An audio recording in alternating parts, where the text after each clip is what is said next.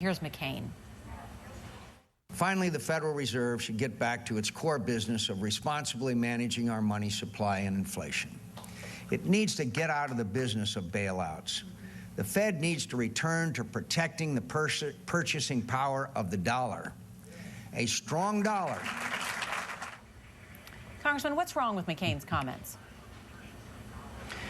You know, John McCain, I think, unfortunately, and he's a fellow naval officer, our careers actually overlapped in the Navy, seems to have forgotten what the Navy drilled into us.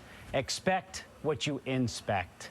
The Federal Reserve right now is the only entity that can intervene with types of equity that's needed in the capital markets. Senator Obama has pointed things out very importantly, that the referee was taken off the football field and chaos ensued. John McCain, back in the mid-90s, actually asked for a moratorium on government regulation. And in 2005, he actually pushed hard for the Graham, Leach, Bliley bill.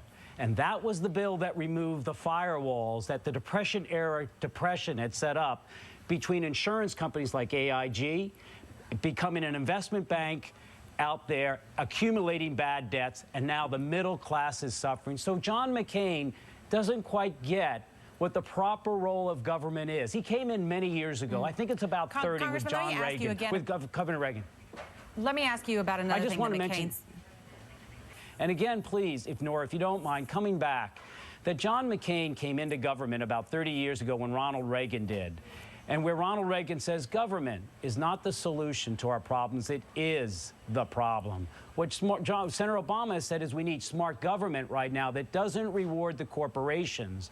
What it has to do is salvage the middle class, those who had the insurance policies of AIG, and that's why he said we need a bipartisan approach, bringing together Congress and this president for the proper intervention by any means appropriate that we deem together appropriate with the administration to save what is potentially a meltdown of our financial institution. And say, Federal Reserve, get out?